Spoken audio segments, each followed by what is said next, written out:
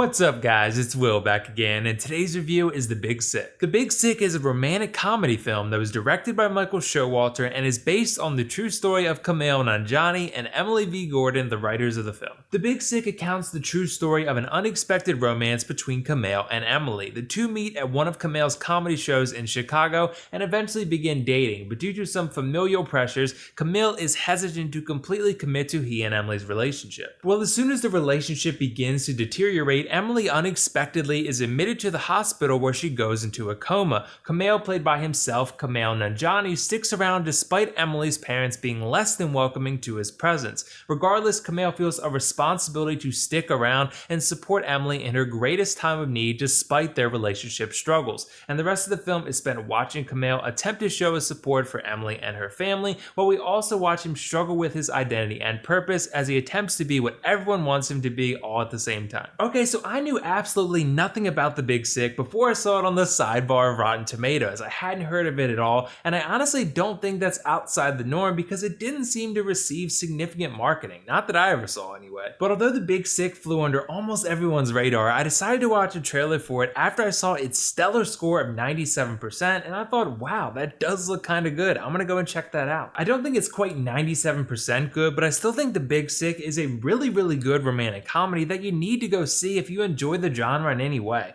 I say that because this is a romantic comedy that definitely feels and looks different than the normal standard romantic comedy formula that we've all seen 1,000 times over. This movie has wit, it has charm, it's funny, it has likable and unique characters, it looks fantastic, and it has more emotion to it than most romantic comedies of the past. When you factor all those things into a story that still falls somewhat in line with the genre expectations of a romantic comedy, but takes slight deviations and touches on slightly bigger themes, I think you have something special. I think there's 3 relationships in this story that really add up to something that just creates a more emotionally driven experience than other similar films have in the past. And that's the relationship between Kumail and Emily, which is awesome because the two actors have a ton of chemistry together. The relationship between Kumail and Emily's parents, which is a big part of the story because that relationship develops and changes over time, and the relationship with Kumail and his family, who have very different expectations for his life than he does. And all 3 of these relationships really amount to a cohesive emotional experience that feels like it has more depth and realism to it than most romantic comedies do that can tend to feel overly formulaic. I'm sure we've all dealt with the expectations that various people in our lives have for us, and many of us desperately try to be as many things as possible to the important people in our lives so that we can make them proud of us. The Big Sick does a really nice job balancing comedy and lightheartedness with some drama that touches on some more serious themes. In that way, it feels like a more dynamic film than most would expect it to be considering the genre that it finds itself in, because this is a funny movie. There's lots of jokes that are very cleverly written and delivered, but there's also tons of other moments that really dive into some seriously realistic and thought-provoking areas. There's even a 4th relationship that Kumail has with his work as a comedian and his comedian friends that I thought was actually probably the worst part of the film, but I bring it up because it was still an essential part of the story and yet another area of Kumail's life that is pulling him in a different direction than the others. The reason I didn't like the comedian element as much, despite the fact that Bo Burnham is in it, is because whenever you put those sort of characters together, they all start cracking relatively unfunny jokes in an attempt to one-up each other, and this element of the film reminded me a lot of a movie that is beloved by critics that I absolutely hated called Don't Think Twice,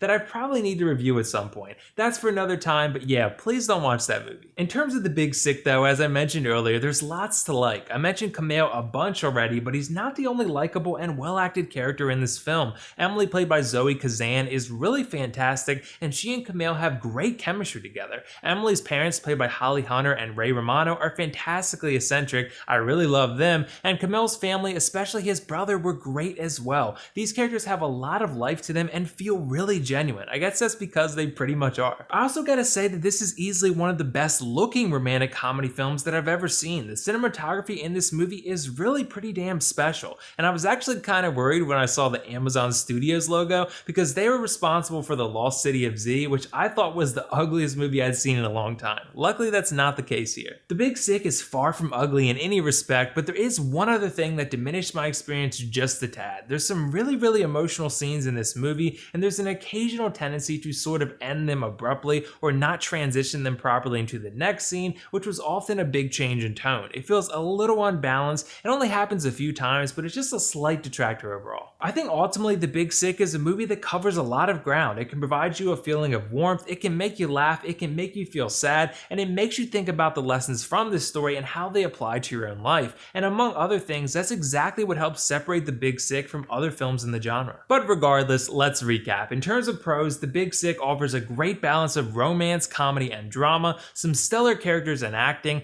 beautiful cinematography that really separates itself from other romantic comedies, and a resonating story that touches on realistic and emotional themes. In terms of cons, I thought the comedian aspect of the story was a little heavy-handed, and the transitions between scenes and themes often left a little bit to be desired. I'm still going to give The Big Sick a 9 out of 10, and definitely recommend you check this one out if you're looking for a romantic comedy that can do it all. For the guys out there that don't typically love the genre, I think you should give this one a shot. So did you guys see The Big Sick yet? What did you think of it? If not, let me know why not. And also let me know your favorite romantic comedy. There's definitely some really good ones out there. That's all for now though. This is WillFoxification signing off. See you in the next video.